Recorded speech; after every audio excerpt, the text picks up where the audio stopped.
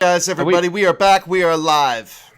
All right, everybody. That was Priceless by John B. John, say something. Let's make sure we can hear you, and then I'll do a proper introduction. Hey, everybody. Are you there? There you go. Yeah, that's awesome. All right. All right, everybody. Now we want to welcome to the Jimmy Star Show with Ron Russell, multi-platinum, Grammy-nominated superstar John B. Hello, and welcome to the show.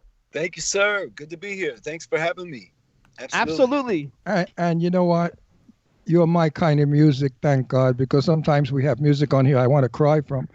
But you're my kind of music. I love what you do.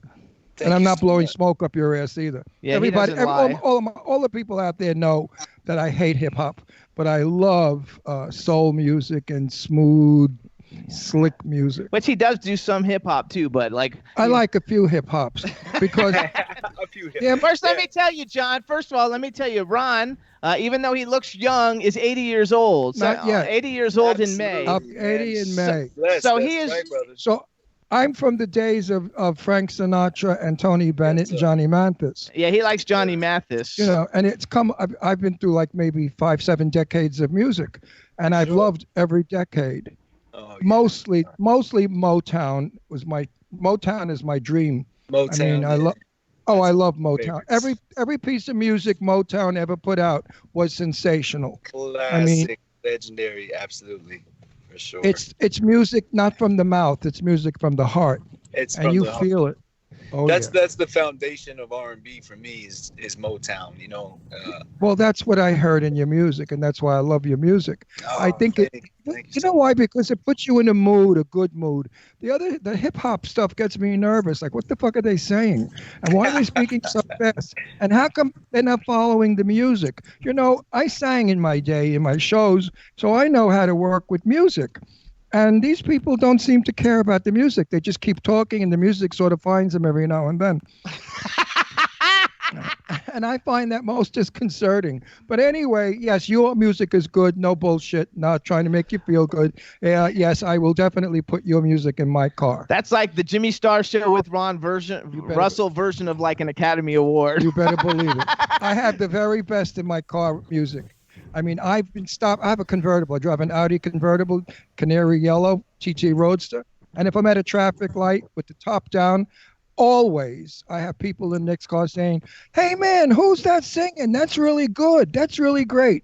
I can't tell you how many times that happens with various performers. And I know when I play your music, I'm going to get one of those, "Hey, man, who's playing?" And I'm going to say, "I don't know. I forgot his name." Thank you, man. Only teasing. So here's what we want to do.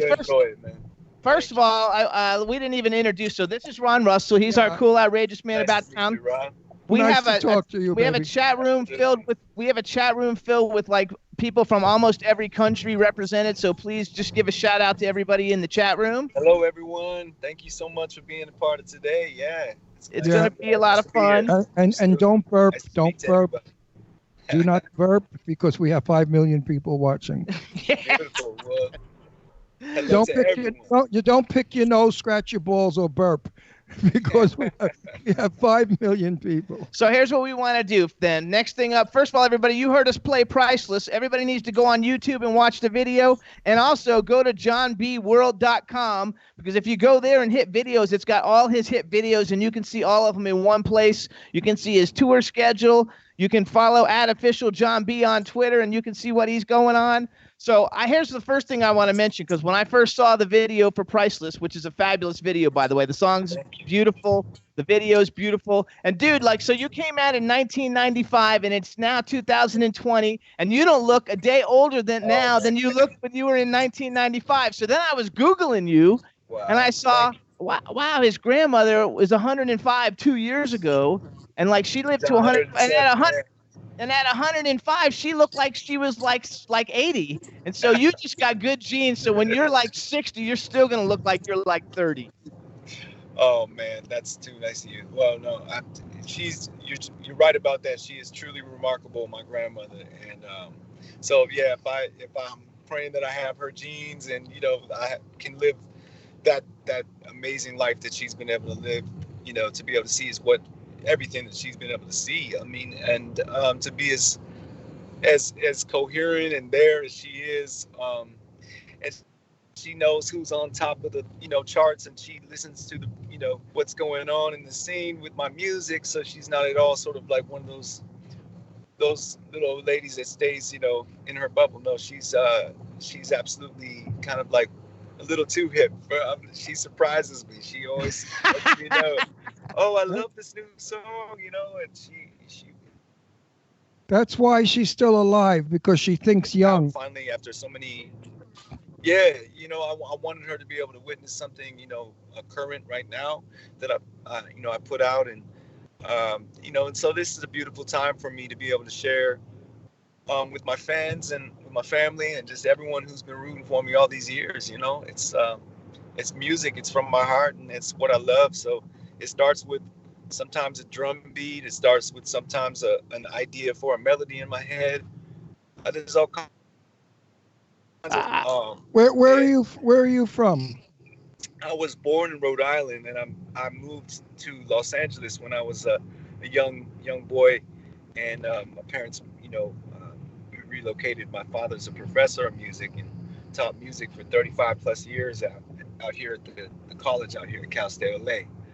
And so I grew up in a musical family, and just, I was sort of the black sheep of my family, because I kind of went to the commercial side of music, and no one could really show me anything as far as the ropes of that and what that was to be in the music business, or to aspire to want to be in the music business. So I had to kind of like venture off and find my own way. So I have Castile Lake, I love it. I lived in Stevenson Ranch, which is right below it. I used to go up to Mount Pinos when it snowed. It was so beautiful up there. How do you like living up there? I would love to live up there.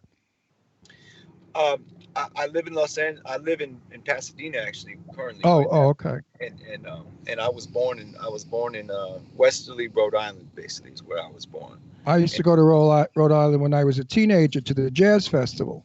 Yeah, so I actually every year now I get the honor of so far for 4 years I've had the honor of being a part of Jeffrey Osborne's golf. Oh, that's cool. Tournament that he has, a celebrity golf tournament. And it's right there in Connecticut, right there. So it's a beautiful experience to be around like Smokey Robinson and some of the legends of R&B. You speak of Motown. I mean, it's it's pretty. You can't beat Smokey Robinson. And then as far as like Johnny Gill, other people that I have hold in high regard. Jeffrey Osborne. I mean, he's amazing. So yeah, just getting to rub shoulders with those kind of people out that way. You speak of Rhode Island and Connecticut. Yeah. I have a cool Jeffrey Osborne story. I had tickets to see Jeffrey Osborne. I mean, I'm talking like 20 to 30, like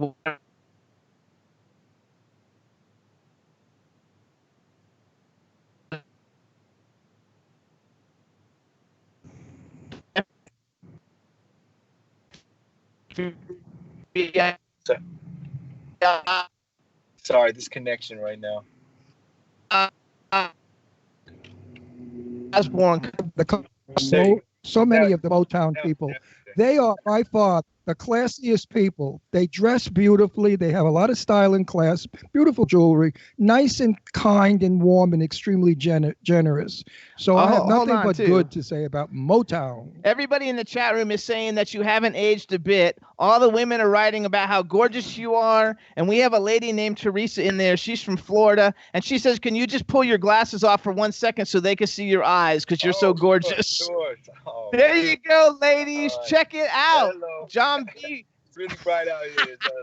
Yeah, the women are changing the batteries in their vibrators. Yeah, now. they're like... Maybe I want to put these glasses back on. Love you.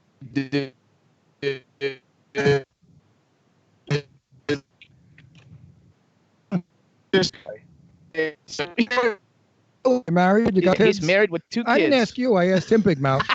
Oh, this fuck I work with drives me crazy. Yes, so you're married? You got I'm happily kids? married 13 years. And with 2 beautiful little girls. One's 5 years old and one's 12 years old. And both are amazing children, and I have an amazing wife. So yeah, amazing Good life, for man. you. Congratulations. I have two daughters, and they were wonderful. I raised them. Now one is 50 and one is 44 or 45. And Oh enjoy them when they're young because they grow very quickly. Like man, my I'm daughter's telling you right 50. now, I see it. I see it. I see your point Yeah, right now. Just with mine, my 12-year-old is it's funny how time flies, man. I remember being as old as my 5-year-old is right now, and exactly. the time just flew. But I think that's what's beautiful about having the second chance with my 5-year-old is time slows Enjoy. down. Time is slowed down a lot with her because I'm just like, man, I'm Yeah. taking it as slow as I, possible. I, I'm There you go. That's smart. I'm planning my 50-year-old daughter's 51st birthday next week. And I said to Leslie, I said, how could Nice. you be 51 when I'm 50? Something went wrong in the math. So I have a music question for you. I read on Wikipedia. You have a really good Wikipedia page. And by the way, everybody, check out johnbworld.com because he has a really nice website. Very easy to see everything that's going on. And he's got a bunch of tour dates coming up in February and throughout February and March and some other dates. So check it out, johnbworld.com. I read on Wikipedia your early influences were Duran Duran, INXS, Marvin Gaye, Michael Jackson, Babyface, Prince, Yeah. and Sade. Now I have a question about two of it because number one, Babyface is who you have your first big, Grammy nominated hit with, and you were signed to their record label, and so Yes. how was that for you? Like having one of your influences, like kind of find you, discover you, help get you out, and then you have a huge hit with singing with someone who was an influence. Very, very surreal to think. Yeah. Very, very surreal to think about, even to this day, to think about the order of events and how it happened. But I'm a firm believer in destiny and firm believer in God and that there's a plan for everyone, and that if you really truly believe and if you put your works to action, put your ideas to works, make some action in your life. Don't just have some great work that you sit on. But the thing that I had at a young age was a relentless drive to show people I wasn't just interested in being famous. I actually want to be the part of the nuts and bolts of what made things the way that they were musically in the scene. So I wanted to be a producer. I wanted to be a writer. And so I was producing everyone early on in my neighborhood that wanted to get produced. You came over to my house, I had a keyboard, I had, 8-track. I could put a demo together pretty professionally for I you. love that. And so that was my early humble beginnings. But then I wanted to expand and really get in the music business. So, my senior year of high school, I was really diligent in going down to Hollywood and sort of like hanging out in the record company buildings and just really getting to know A&Rs hey man, this guy won't leave. I have to ask security escort this guy out the building, man, because he won't leave. This guy he's stuck here. No, I was kind of like really like that kid you couldn't tell no, because I was in your face like, hey man, you want to hear some really amazing R&B music and hip hop, whatever. Oh God, sorry, not hip hop. No, yeah, but no. I'm just messing with you. No, I'm just messing with you. But this is all around. Like, I mean, everything that was happening in the '90s for me musically was so inspiring. Groups like New Edition, producers like Jimmy Jam and Terry Lewis, L.A. Reid and Babyface, Teddy Riley. These people were making the mark like it had never been in modern times in terms of, at that age, I was, a young man in high school, and I was very impressionable, and everything that was happening that was really major, like Bobby Brown or any successful R&B at that time, they were the people behind it. And so I wanted my music to sound like their music.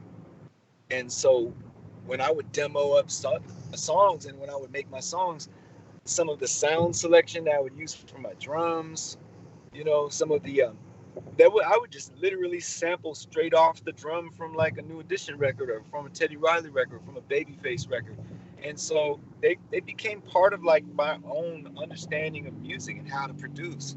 And so because of that, I felt it only right to go to Babyface and try to find him somehow and say, man, would you want to allow me to kind of get in there and be part of your production team, somehow, and maybe co-write with you someday. That's my dream, is to co-write with you. And he was like, well, let me hear your stuff. That's amazing. That's just he checked amazing. Everything out, and he loved it. He checked everything out, and right away he knew it was a no-brainer for him. Like, I need to involve you with him. My first project I got to do, which I'm so honored to have been a part of, is After 7. His brothers. Yeah, I've met them. And God rest Melvin Edmonds. God rest his soul. We lost him, last year, and that was a hard blow for the Edmonds family and for me, the extended family, and just someone who got the pleasure and honor of working with him. And I'm a really good friend of Jason Edmonds, his son. So yeah, man. That was a huge honor, man. The album Reflections, I produced about 5 or 6 records on there. And actually, you wrote and produced a lot of stuff, though, because I read that you wrote and produced stuff for Luther Vandross, Tony Braxton, Color Me Bad, which I'm friends with all those guys from Color Me Bad, As Yet. And I also I know a big thing, because if Michael Jackson was one of your influences, and that you remixed the Michael Jackson song "You Are Not Alone," and you didn't just remix it, you were asked to remix it, which is there's a difference between just remixing something and being asked to remix it.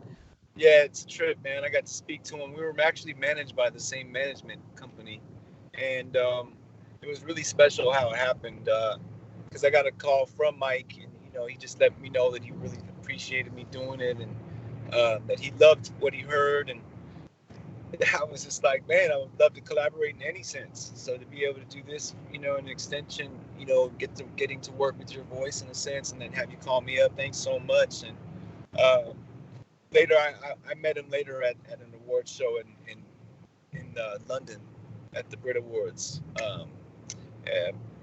because we were, like I said, we were managed by the same manager. He was able to walk me backstage, and I was able to see him. That's cool. You know what amazes? Take a picture with him.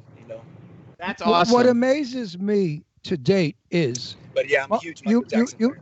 You mentioned someone before that I'm a great fan of, was Marvin Gaye. Today, if they play "Ain't No Mountain High Enough" by Marvin Gaye and Tammy Terrell, I still scream and want to dance from it. Motown never dies. Motown lives forever. That music will be classical 100 years from now. And Marvin Gaye, a very unfortunate man because of his crazy father, was probably one of the greatest talents we've had back in the 50s. I think Marvin is really the epitome of swagger. If Frank Sinatra had a sense of this regal sort of the man who made you want to cry into your beer, as he said, I would think that Marvin Gaye was sort of the man who who's just sort of like, he had the swagger to just romance the entire world. I mean, he really showed you what romance and the belief in love, in a sense of like our gratitude for the female and wanting to cherish, and sort absolutely of that sense of chivalry is what I want. I was looking for the word, but chivalry, yes, I think, is what Marvin Gaye was so eloquent. And he had he had a wonderful, velvety, whispery, soft voice. Now, let me clarify out there for those of you. I made a statement about his crazy father.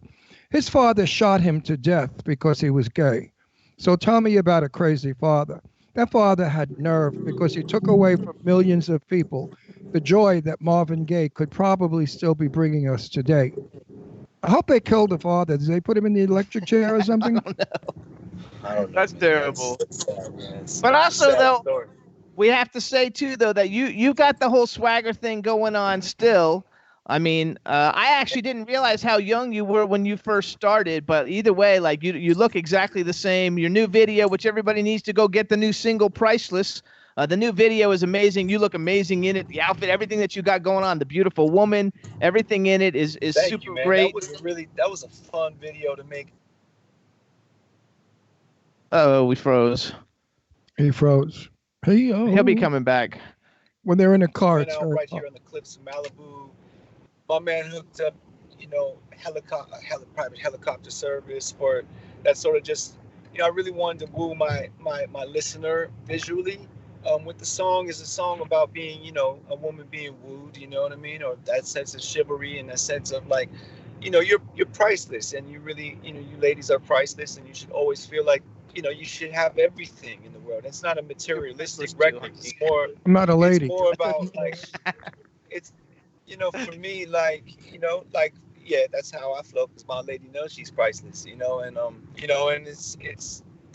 it's I gotta speak it from my perspective. I mean, at this point, if I want to woo my lady at this point, it takes some big things. So I mean, that's not everything, but I mean, the materialistic things aren't my goal in that record. What it really is the goal is to let a woman know that, she's worth a man, obviously doing nice things for her, but beyond the nice things is like, this should be everything. It should be raining down nice things, because you're priceless. I agree with you. I don't feel like women really totally value themselves enough, and I feel they need to know why. Okay, hang on. You know why they don't value themselves? Because I have heard rap music where the singer was singing, "Woman, I'ma beat your ass, I'ma slit your throat, I'ma kill you, bitch, because you ain't nothing but a fucking whore." Now, that was in a rap song that I heard one day from somebody's car radio, and I couldn't help but yell back, "You're a sick motherfucker to want that music, and your girlfriend is in the car." In my day, we had lyrics. The lyrics were, "Stand there just a moment, darling, let me catch my breath. I've never seen a picture quite so lovely." Women felt special. Women felt that they were feminine, that a man was strong and masculine and she was weak and feminine, but she wasn't. She was always strong, but she liked being a woman. Today, women want to have bigger dicks than we do. They want to go out there and kick our ass. They want to put us down as much as they can, and I think it's dreadful.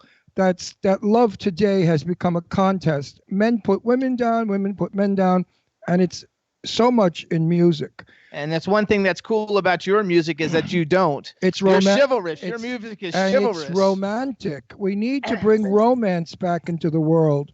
We have too much pornography, too much sex.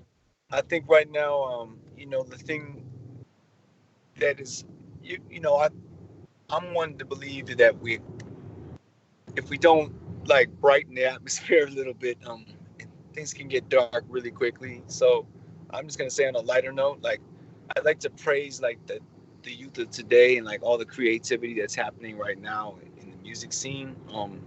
Being that music has changed tremendously from when I started, and I was very successful with the music and the style that I made back in the 90s, but obviously now the style has changed in 2020. So, and music has evolved, and it has to.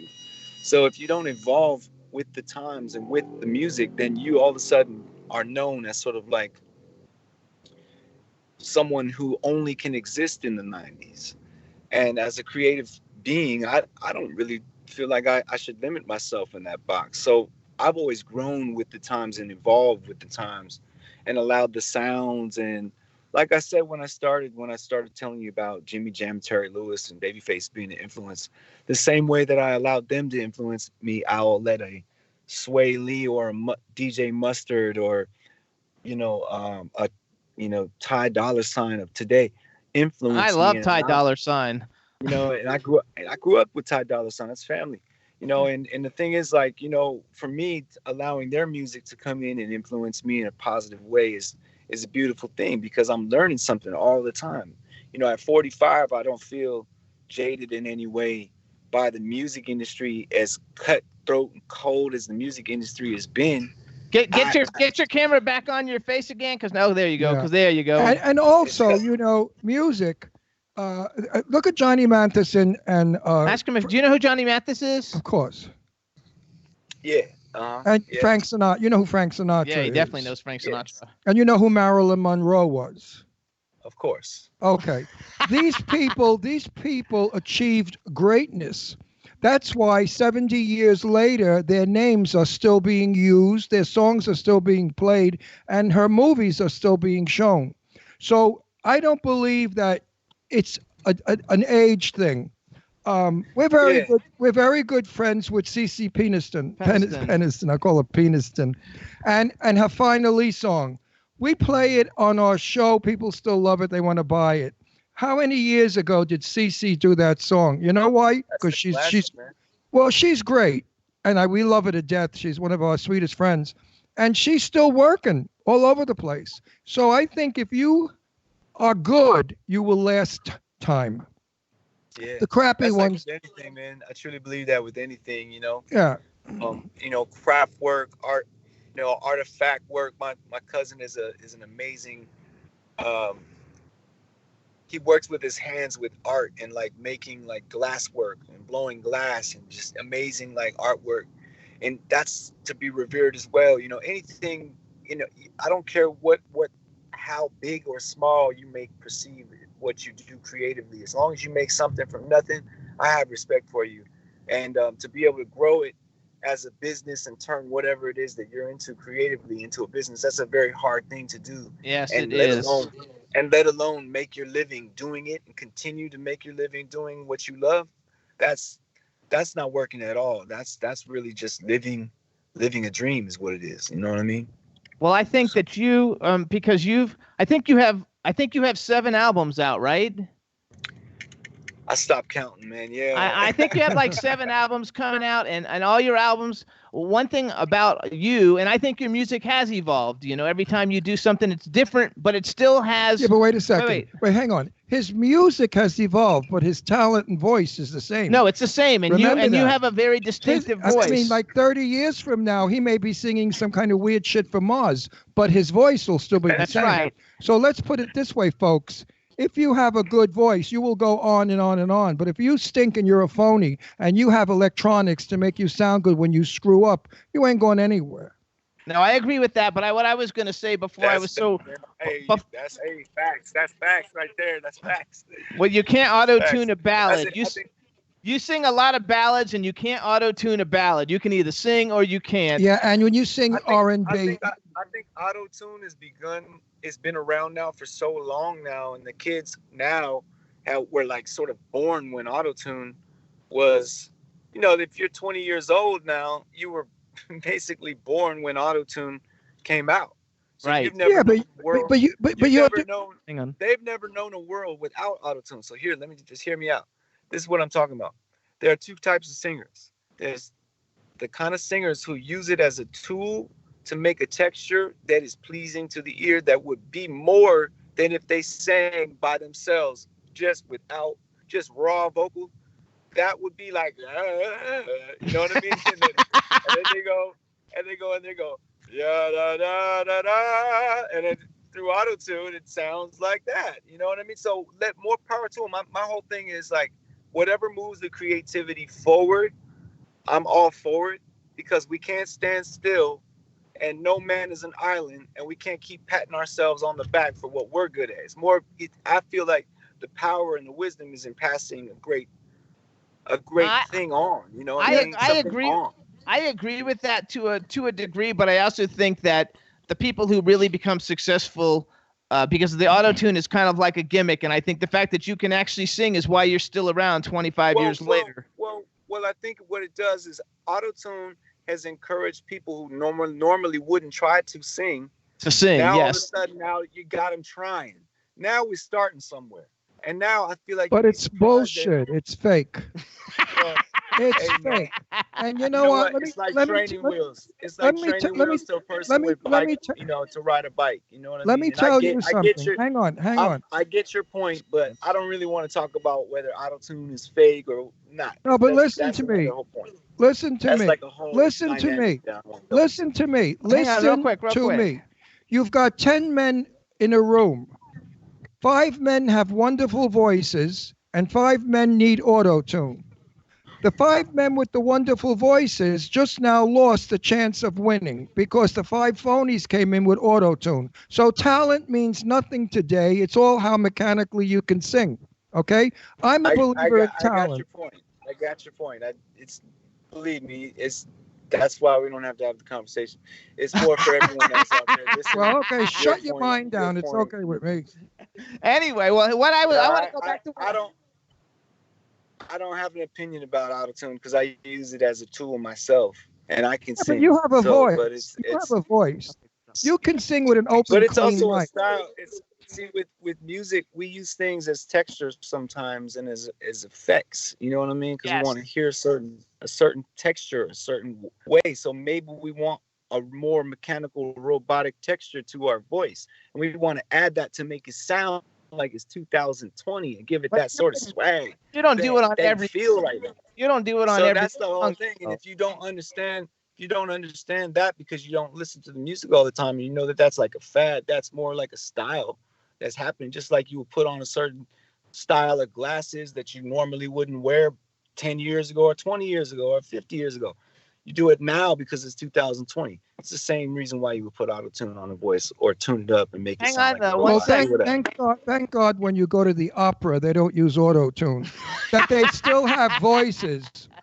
So hold on, I want to go because this whole auto-tune thing got me off the whole track. Because my whole point of bringing it up in the first place was the fact that although your music has evolved, and for 25 years you put out all these albums and the music is always great, and even though all the songs, they don't sound the same because you've evolved, but you can always tell your voice because you can sing. And so like I heard, when I heard Priceless, the first time, I didn't know it was your song. Wait a second. Wait, let me finish my point. Before I look, is there auto-tune in Priceless? No. I don't know. I didn't think so. I thought I don't know if there is or not. I don't think so. It sounds like him. Yeah, let's go see. That's how he sounds. But my whole point was, as soon as I heard the song, I didn't know who sang the song. So when I heard the song, as soon as I heard it, I was like, oh, that sounds like John B. because I know your voice from all those years. And so then I Googled it, Priceless, who sings the song Priceless, and your name came up. And I was like, yeah, see, his music has evolved, but he still sounds like John B. I knew it, the voice immediately. There are very few people who sound like you. And so like you have created a niche for yourself that stands you apart from everyone else. And I believe that that's one reason why you've been so successful in your career. And so that was my whole point of bringing But some people use auto-tune like Barbara Streisand. Barbara doesn't sing the notes she used to sing because she's 70. She's almost my age. Your vocals go. But she still sounds like Barbara Streisand. Now, we went to a concert. We saw a performer singing, Frankie Valli. And he was hitting high notes that are not possible at his age.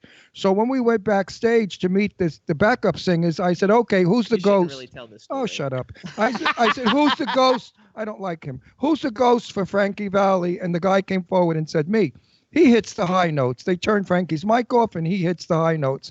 That's cheating the audience, I feel, in a way. But I didn't like Frankie Valli, whatever his name is, because he didn't give us an interview. He was cold. He was rude. He was above it all. He's like a guinea from Brooklyn who thinks who he is. I'm a guinea from Brooklyn too, but I don't think who I am. And I spot these big shots and I really don't like them. Don't throw your weight around, kiddo, because you was something once. I always say. But honesty is the best policy. Years ago, everybody sang to a clean, open mic. No echo, no nothing, no reverb, nothing. They had voices. We enjoyed the voices, the beauty of the voice. Today, if you use it for a technique, fine. But don't sound like you're a Martian from outer space with that that weirdness to it. He never does that. All right, let's get off the auto-tune. I'm not talking about him. We're not talking. This guy has a voice. This guy don't need auto-tune. He does it to make his music today. I get that. I'm not stupid. But if he had to go out there and sing with a clean, open mic, he probably could do a great job. Yeah, I'm sure he can. Can you? Are we really having this conversation? Yes. No, we know you. Of course you can. No, we know you can. Okay, I actually met you, like a million years ago at Y100 in Miami, Florida. I'm talking like 20 something years ago, because I used to be a celebrity clothing designer and I used to dress a lot of people, and they would let me come in when you would go and play little things at the show, and it was a lot of fun. So the fact that like you're here now 25 years later, I think it's very cool. Your music is fabulous. It looks like you're almost at the dentist and we're almost out of time. And I want to close with one point. Opinions are our right. We all have a right to our opinions, whether we agree or disagree. It shouldn't be a feeling of anger or hurt. It's only an opinion. We all have them. There you go. So there you go. So I gave mine and you gave yours, and it was a good show, and I thank you so much. And yes, you can sing, so don't worry about it. You don't need auto-tune. And all the women are still going crazy. Do you got any shows or anything you want to like give a shout out real quick of where you're going to be? Seattle next week. Oh, I'll be in Seattle next week. Tell me, wifey, where am I going to be? Oh, let's say hi to wifey. Turn your phone over to wifey. Let's say hi to wifey. Hi, gorgeous. It's so nice to meet you. Your husband and you are a gorgeous couple. I Googled But you except online. we only have half a wifey. Yeah. Could we see all the Wait, wifey? move the camera. There we go. Oh, there Hello, she is. gorgeous. It's so with nice to with meet the beautiful you. smile. With the beautiful smile. That's enough. That's enough. Fellas. That's enough. You're right. Because somebody's going to throw a net over and steal it from you.